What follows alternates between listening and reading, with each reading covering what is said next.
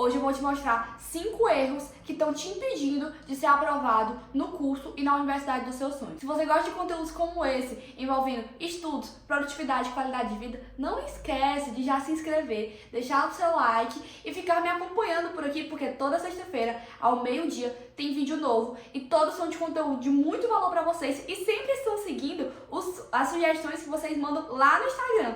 Inclusive, esse vídeo nasceu de uma caixinha de perguntas que eu coloquei pedindo sugestões para vocês de vídeos e alguém me mandou. E agora vamos mãos à obra. São 5 erros que você comete e eu tenho certeza que a maioria deles você nem percebe que você comete. O primeiro erro que todo aluno comete no início dos seus estudos é que vocês simplesmente não param para olhar o que vocês estão errando. Então é muito comum que, por exemplo, você acabou de sair da terceira série e você vai começar o seu primeiro ano de cursinho. Você simplesmente começa tudo de novo. Você se matricula em um cursinho melhor e você vai seguindo exatamente o que o cursinho colocou ali pra você. Sabe qual é o grande problema disso? É que quando você faz isso, você não parou para analisar o que você errou no ano passado. Você não parou para analisar o que deu errado até agora. O que te fez escolher um resultado negativo nesse ano e não um resultado positivo. Então eu sempre falo para vocês, é muito melhor que você atrase a sua semana de estudo em uma semana e você dedique uma semana a fazer o diagnóstico do seu ano. E eu até falei sobre isso no vídeo de como se tornar a melhor versão de si mesmo. Que é impossível a gente fazer qualquer coisa sem ter uma análise prévia do que precisa ser mudado. Então, quando eu tô dando aula, eu sempre uso uma frase muito famosa, meus alunos já sabem qual é. Que é, antes de curar, você precisa diagnosticar. Então pensa aí, você que quem tá na faculdade de medicina e quer ser um médico um dia. Para que você consiga curar um doente, você precisa primeiro entender qual é a causa base, o que tá causando todo aquele descompensamento naquele paciente, certo? Então se eu tenho um paciente ali, que ele tá com sangue na urina, tá com um quadro, ele tá muito amarelado, enfim, você pode até colocar coisas para melhorar esse quadro, mas enquanto você não souber exatamente qual é o diagnóstico, qual é a doença que aquele paciente tá, você não vai conseguir curar ele de fato. Você tem que imaginar que os seus estudos funcionam da mesma forma. Enquanto você não entender exatamente o que está acontecendo, para que você não consiga obter os resultados que você quer obter, você não vai conseguir fazer nada. Então de nada adianta você começar um ano novo todo animado, disposto a fazer diferente, sendo que você não sabe o que é o diferente. Você não sabe o que é o diferente do que você já estava acostumado. Então a primeira coisa que você vai fazer é para de querer, não, ano passado foi horrível, eu não quero nem pensar, eu quero esquecer completamente do ano passado e deixa pra lá e bola pra frente. Não tem como seguir em frente, sendo que você cometeu um monte de erros do ano passado e você pode cometer esses erros novamente. Então, a primeira coisa que você tem que fazer é, você tem que sentar e fazer uma autoanálise de como foram os seus estudos. Isso independente da gente estar no começo do ano, no meio do ano, no final do ano. Você precisa entender onde está dando errado, o que está acontecendo para você não estar chegando onde você precisa chegar. E não adianta só querer ficar mudando método, não vou tentar diferente, vou tentar diferente. Mas você está tentando diferente por quê? Ninguém para refletir que para eu mudar as coisas, eu preciso entender o que precisa ser mudado. Então, esse é o mais... Ai, gente, esse erro me dói muito.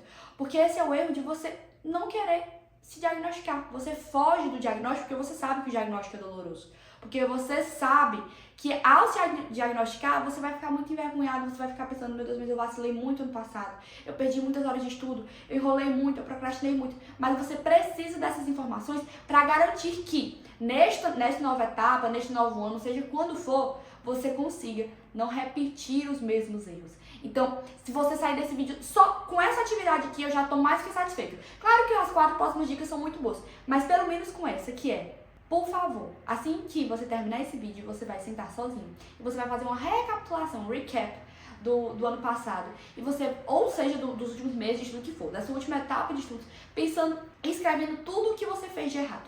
E aí depois que você parar e você escrever tudo isso, você vai pegar uma caneta de outra cor. E aí você vai escrever o que você pode fazer para mudar isso. Então, ano passado, você fez poucas questões ao longo do ano, certo? O que você vai fazer? Então agora eu vou estipular para todos os dias eu fazer uma meta de questões. Se eu não consigo fazer nem 20 questões por dia, eu vou colocar para todo dia eu fazer pelo menos 15. E com o tempo eu vou aumentando. Se ano passado você procrastinou muito, você tem que parar e analisar e perceber o que me fez procrastinar. Quais eram os meus gatilhos para procrastinação? O que aumentava a minha procrastinação? E tudo isso tem que ser refletido para que você escreva a solução e você elimine essas coisas que lhe atrapalham. Você fazendo isso, você já vai perceber como você vai começar um ano de estudos muito mais produtivo e muito mais eficiente. Porque de nada adianta a gente querer fazer tudo diferente, mas não saber o que é esse diferente. Pegou essa dica? Bora pra próxima? O segundo erro mais comum que faz com que você não seja aprovado é que simplesmente você não aprendeu a errar. Duda, errar eu sei bem, acertar já não tanto. Não sabe por quê? Vou te contar. Vocês criaram um repúdio tão grande ao erro que vocês constantemente fogem dele. Então, constantemente vocês fogem de situações que vocês sabem que tem uma grande probabilidade de errar. Duda, isso não faz o mesmo sentido. Me escuta. Você tá fazendo uma lista de questões e aí tem lá 5 questões fáceis, 5 questões médias, 5 questões difíceis. Você acerta as 5 fáceis. Conforme você entra nas médias, você vai começando a ter mais dificuldade, precisando chamar ajuda, pedir ajuda de um monitor, pesquisar resolução na internet, enfim, o que for. Como você tem tanta dificuldade nas médias, você não quer nem avançar para as difíceis, né? Ou então, você foi muito mal em um simulado. E aí assim, nossa, já fui tão mal no primeiro dia, pra que eu vou no segundo? Ou então, às vezes você só abre o simulado aqui e você vê, eita, eu não sei aqui as 15 primeiras questões. É melhor entregar o meu simulado e ir pra casa logo, porque eu não vou render nada nesse simulado. E o mais legal é que a mente humana, gente, ela é tão perversa que a gente cria desculpas muito convincentes pra si mesmo, não é? A gente cria desculpas muito exatas e que fazem até a gente acreditar em si mesmo que, realmente eu não ia aproveitar nada já que eu não sei. E aí, isso fica acontecendo. O que acontece muito, por exemplo, na minha mentoria, pra quem não sabe, eu sou mentora para Enem Vestibulares há 4 anos. Eu fui aprovada em 4º lugar para a Universidade Estadual do Piauí, para 3º lugar na Universidade Federal do Piauí. E há 4 anos eu já aprovei mais de 100 alunos a chegarem no curso e na faculdade dos seus sonhos, ok? Então, por isso que você deve me escutar. Presta atenção, o que eu mais vejo acontecendo é o aluno chegar em mim e dizer assim, Duda, eu não estou conseguindo evoluir no conteúdo. E eu fico, nossa, meu Deus, como assim você não está conseguindo evoluir? Então, Duda, eu faço as questões e aí ali de 20 questões eu acerto 10. Das outras 10, todas eu preciso procurar a resolução. Todas eu preciso falar com alguém, procurar a resolução na internet, pedir para um amigo me explicar. E eu sempre pergunto, mas você consegue entender a resolução? Se a resposta é sim, isso não quer dizer que você não está evoluindo. Isso quer dizer que você está em processo de aprendizado.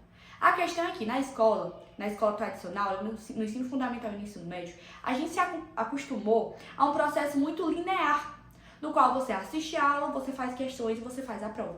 Dificilmente a gente é desafiado de verdade. E quando você está em um cursinho, em um pré-vestibular ou até na 3ª série, você começa a ter que ver uma grande gama de conteúdo. Você percebe que você não pode estudar só o que vai cair na prova da semana que vem, porque você está estudando para uma prova que vai ser daqui a quase 10, 9, 8 meses. E aí você acha que tudo tem que ser papum, igual era nos anos anteriores, sendo que não é. Se você está tendo dificuldades em aprender determinado conteúdo, mas você sente que você erra uma questão, mas quando você vê a resolução, você consegue entender ela, você está, aos poucos, aumentando a sua bagagem de conteúdos e, aos poucos, entendendo melhor o que está acontecendo ali. Tá vendo como não é nada do que você imaginou? Porque todo mundo pensa que é o seguinte, se eu assistir a aula direitinho, se eu prestar atenção, se eu fizer tudo certinho, quando eu chegar nas questões, é impossível eu não acertar tudo. Na verdade, é impossível você acertar tudo. Porque a maior parte, e principalmente a parte mais importante do seu processo de aprendizado, ocorre durante as questões. E ocorre principalmente enquanto você erra as questões.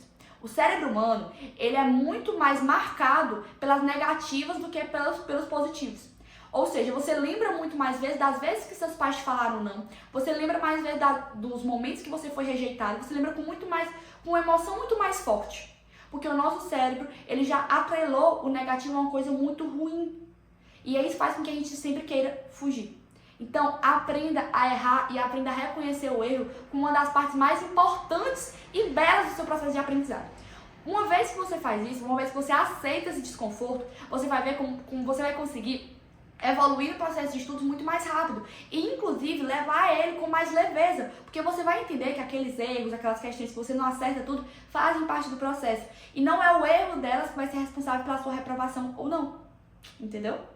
Vamos para a 3ª dica, mas desde já, se você está gostando desse vídeo, deixa seu like, porque eu comecei esse projeto de postar toda semana agora, então eu preciso dessa motivaçãozinha de vocês para que a gente continue trazendo conteúdo de muito valor por aqui, ok? Vamos para a 3ª dica.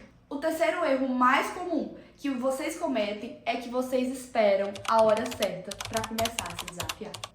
E aí, isso é muito comum. Você sempre vai esperar ter uma determinada bagagem de conteúdos para você fazer o simulado. Você sempre vai esperar você ver uma quantidade certa de horas para você começar a fazer as questões.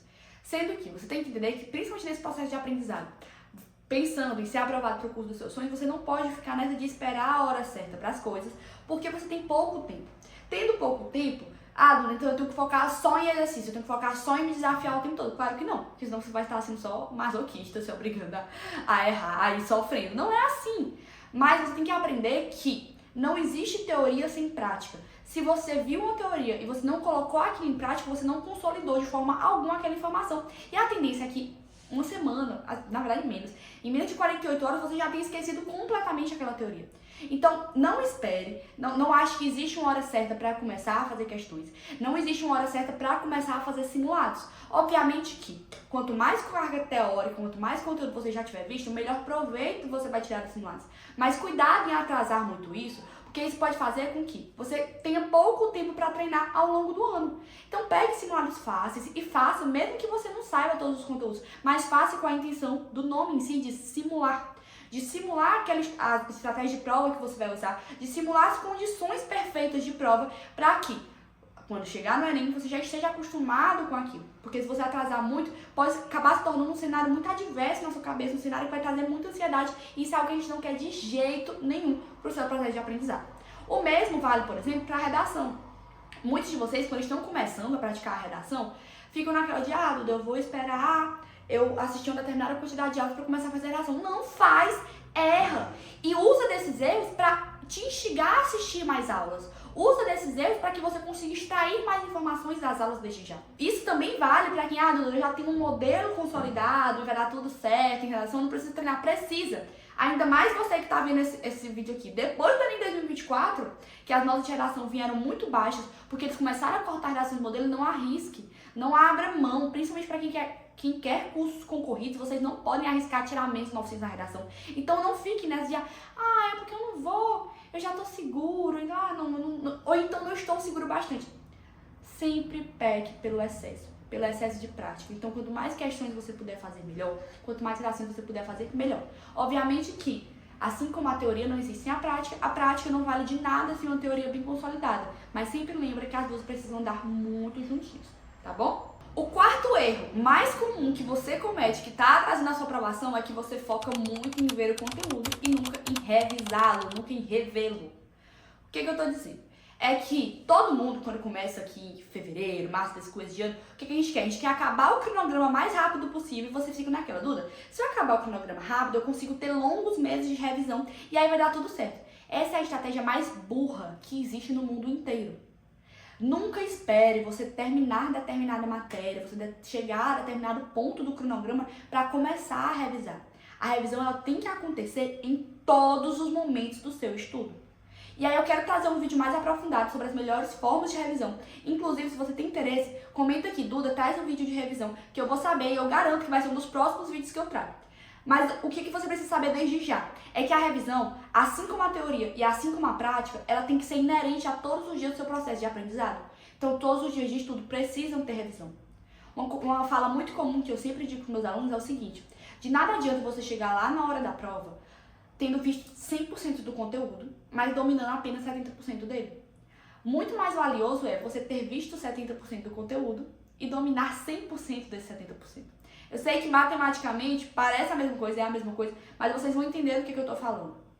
Porque é muito mais importante que você garanta que você domina bem aquilo que você tá vendo, que garanta que você tá constantemente lembrando aquilo que você já viu, do que correr contra o tempo e acabar que no final do ano, quando você chegar no seu momento certo de revisar, você vai ter que começar tudo do zero e vai dar muito mais trabalho e provavelmente não vai dar tempo, vai ser horrível.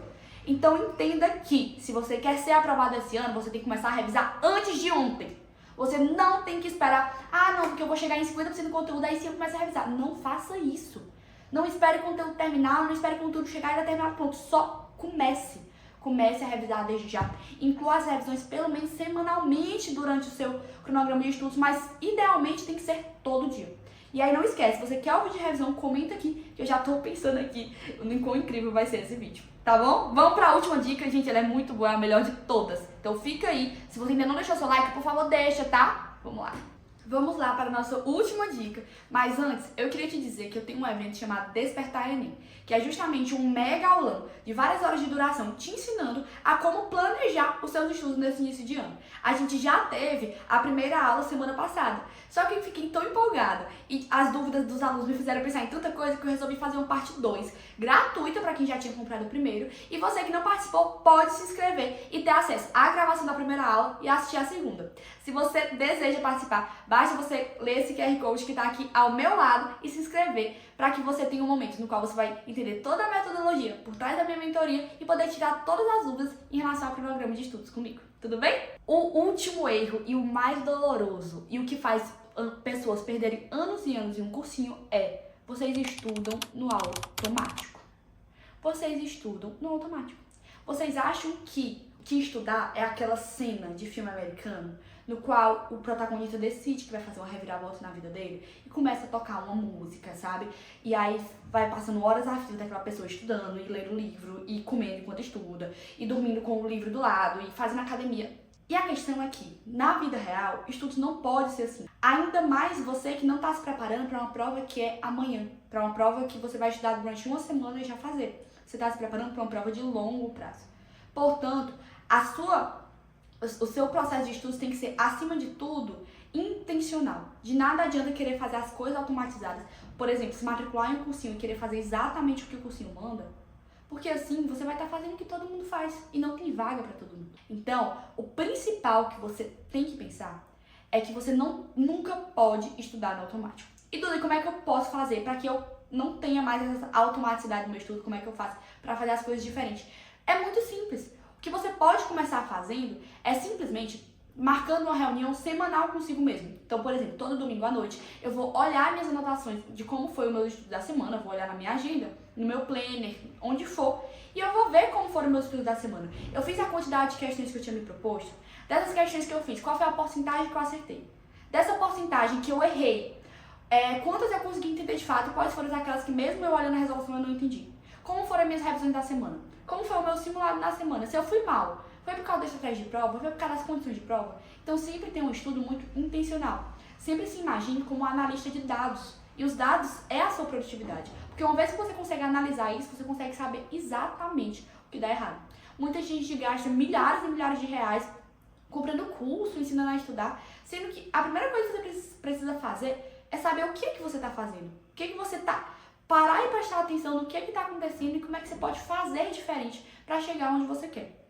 Esse conselho, eu deixei ele pro final porque ele é o mais precioso que existe. E se você colocar em prática, eu te garanto que você vai colher ótimos frutos. E eu quero que você volte aqui no ano que vem dizendo: Duda, fui aprovado por causa desse vídeo, tá bom? Se você gostou desse vídeo, não esquece de se inscrever no canal, deixar seu like. Toda sexta-feira, ao meio-dia, tem vídeo novo aqui. E aí, não esquece de me seguir no Instagram, porque lá eu posto minha rotina, te dou mais conselhos de estudos e sempre tô lá conversando com vocês e a gente consegue manter um contato maior. Um grande beijo. Tchau, tchau.